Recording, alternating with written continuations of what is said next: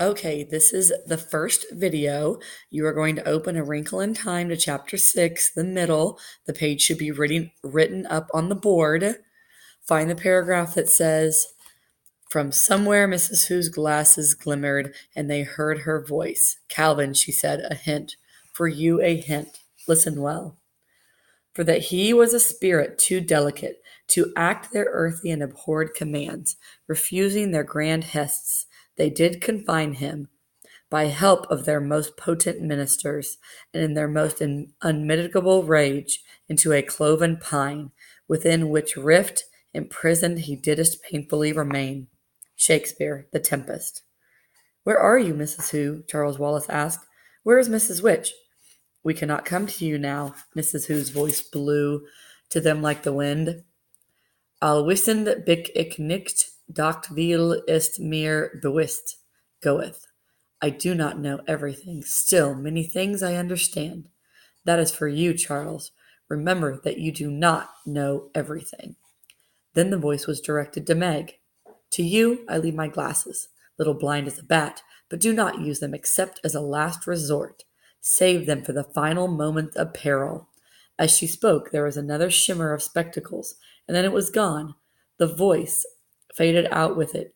The spectacles were in Meg's hand. She put them carefully into the breast pocket of her blazer, and the knowledge that they were there somehow made her a little less afraid. "To all three of you I give my command," Mrs. Witch said. "Go down into the town. Go together. Do not let them separate you. Be strong." There was a flicker, and then it vanished. Meg shivered. Mrs. Whatsit must have seen the shiver, for she patted Meg on the shoulder. Then she turned to Calvin. "Take care of Meg." "I can take care of Meg," Charles Wallace said rather sharply. "I always have." Mrs. Whatsit looked at Charles Wallace, and the creaky voice seemed somehow both to soften and to deepen at the same time. "Charles Wallace, the danger here is the greatest for you." "Why?" "Because of what you are. Just exactly because of what you are, you will be by far the most vulnerable. You must stay with Meg and Calvin. You must not go off onto your own. Beware of pride and arrogance, Charles, for they may betray you." At the tone of Mrs. Whatsit's voice, both warning and frightening, Meg shivered again, and Charles Wallace butted up against Mrs. Whatsit in the way he often did with his mother, whispering, "Now I think I know what you meant about being afraid." "Only a fool is not afraid," Mrs. Whatsit told him. "Now go." And where she had been there was only sky and grasses and a small rock.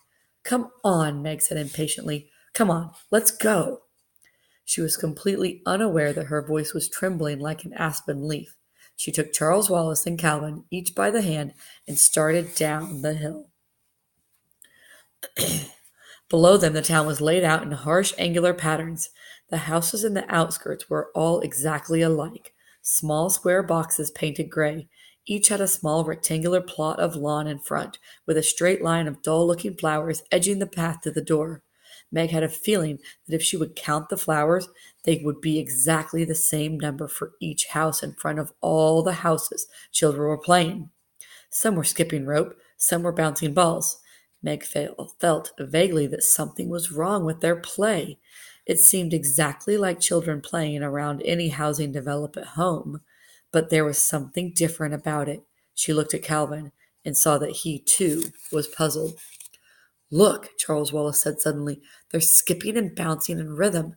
Everyone's doing it at exactly the same moment." This was so. As the skipping rope hit the pavement, so did the ball. As the rope curved over the head of the child with the ball brought the ball down. Down came the ropes, down came the balls, over and over again, up, down, all in rhythm, all identical, like the houses, like the paths, like the flowers. Then the doors of all the houses opened simultaneously, and out came women like a row of paper dolls. The print on their dresses was different, and they all gave the appearance of being the same. Each woman stood on the steps of her house. Each clapped. Each child with the ball caught the ball. Each child with the skipping rope folded the rope. Each child turned and walked into the house. The doors clicked shut behind them. How can they do it? Meg asked wonderingly. We couldn't do it that way if we tried. What does it mean? Let's go back, Calvin's voice was urgent. Back? Charles Wallace asked. Where? I don't know. Anywhere. Back to the hill, back to Mrs. Whatsit and Mrs. Who and Mrs. Which. I don't like this. But they aren't there. Do you think they'd come to us if we turn back now? I don't like it, Calvin said again. Come on, impatience made Meg squeak. You know we can't go back. Mrs. Witch said to go into the town. She started on down the street. The two boys followed her. The houses, all identical, continued as far as the eye could reach. Then, all at once, they saw the same thing and stopped to watch. In front of one of the houses stood a little boy with a ball, and he was bouncing it. But he bounced it rather badly and with no particular rhythm, sometimes dropping it and running after it with awkward, furtive leaps, sometimes throwing it up in the air and trying to catch it. The door of his house opened, and out ran one of the mother figures. She looked wildly up and down the street, saw the children, and put her hand to her mouth as though to stifle a scream, grabbed the little boy, and rushed indoors with him. The ball dropped from his fingers and rolled out into the street. Charles Wallace ran after it and picked it up, holding it out for Meg and Calvin to see. It seemed like a perfectly ordinary brown rubber ball. Let's take it to him and see what happens, Charles Wallace suggested. Meg pulled at him. Mrs. Whatsit said for us to go on into the town. Well, we are in the town, aren't we? The outskirts, anyhow. I want to know more about this. I have a hunch it may help us later. You go on if you don't want to come with me. No, Calvin said firmly. We're going to stay together. Mrs. Whatsit said we weren't to let them separate us. But I'm with you on this. Let's knock and see what happens. They went up the path to the house. Meg, reluctant, eager to go into the town. Let's hurry, she begged. Please, don't you want to find Father? Yes, Charles Wallace said, but not blindly. How can we help him if we don't know what we're up against? And it's obvious we've been brought here to help him, not just find him. He walked briskly up the steps and knocked at the door. They waited. Nothing happened. Then Charles Wallace saw a bell, and this he rang. He could hear the bell buzzing in the house, and the sound of it echoed down the street. After a moment, the mother figure opened the door. All up and down the street, other doors opened, but only a crack, and eyes peered toward the three children and the woman looking fearfully out at the door at them. What do you want? She asked. It isn't paper time yet. We've had milk time. Well, we've had this month's puller Prush person, and I've given my decency donations regularly. All my papers are in order. I think your little boy dropped this ball, Charles Wallace said, holding it out. The mother pushed the ball away. Oh no, the children in our section never drop balls. They're all perfectly trained. We haven't had an aberration for 3 years. All up and down the block, heads nodded in agreement. Charles Wallace moved closer to the woman and looked past her into the house. Behind her in the shadows, he could see the boy, who must have been about his own age. You can't come in, the woman said.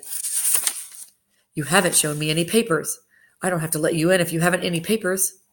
Charles Wallace held the ball out beyond the woman so that the little boy could see it. Quick as a flash, the boy leaped forward and grabbed the ball from Charles Wallace's hand, then darted back into the shadows. The woman went very white, opened her mouth as though to say something, then slammed the door in their faces instead. All up and down the street doors slammed. What are they afraid of? Charles Wallace asked. What's the matter with them? Don't you know? Meg asked him. Don't you know what all this is about, Charles? Not yet, Charles Wallace said. Not even an inkling. And I'm trying, but I didn't get through anywhere, not even a chink. Let's go. He stumped down the steps. After several blocks, the houses gave way to apartment buildings. At least Meg felt sure that was what they must be. They were fairly tall, rectangular buildings, absolutely plain, each window, each entrance exactly like every other.